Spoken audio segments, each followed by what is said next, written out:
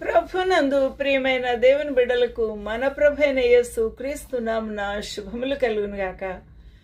ఈ యొక్క ఉదయకాల సమయమందు దేవుని యొక్క వాక్య ధ్యానం కొరకు పరిశుద్ధ బైబిల్ గ్రంథం నుండి ప్రకటన గ్రంథంలో 3వ అధ్యాయం నుండి సార్దీసు సంఘం గూర్చి ప్రభు యొక్క ప్రత్యక్షతను ధ్యానించుటకు ప్రభు మనకు సహాయం చేయనుగాక. ఈ సార్దీసు సంఘపు దూతకు ఇలాగు వ్రాయము అని 7 నక్షత్రములు కలిగినవాడు, 7 నక్షత్రములను దేవుని 7 ఆత్మలు కలవాడు. ఎవరు? యేసు క్రీస్తు ప్రభు. 7 నక్షత్రములు, 7 సంఘపు దూతలు, దేవుని 7 ఆత్మలు కలవాడు. మన ప్రభు 7 ఆత్మలు కలిగినవాడు. కాబట్టి అట్టి ప్రభు చెప్పు సంగతులు ఏమనగా, నీ క్రియలను నేను ఎరుగుదును.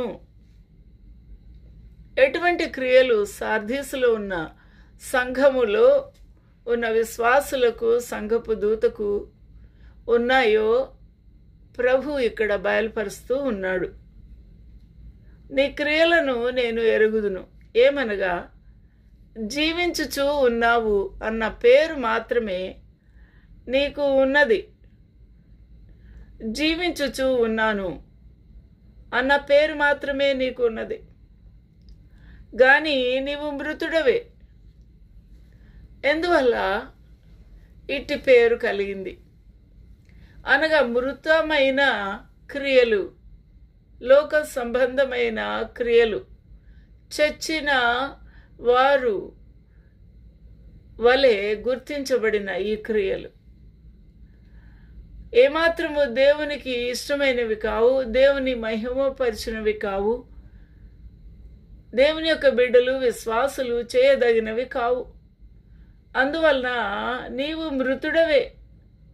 ఎందుకనగా, నీవు జీవించుచూ ఉన్నావు అన్న పేరు మాత్రము ఉన్నది, గాని నీ క్రియలు మృతమైనవి, నీవు కూడా మృతుడుగానే ఉన్నావు.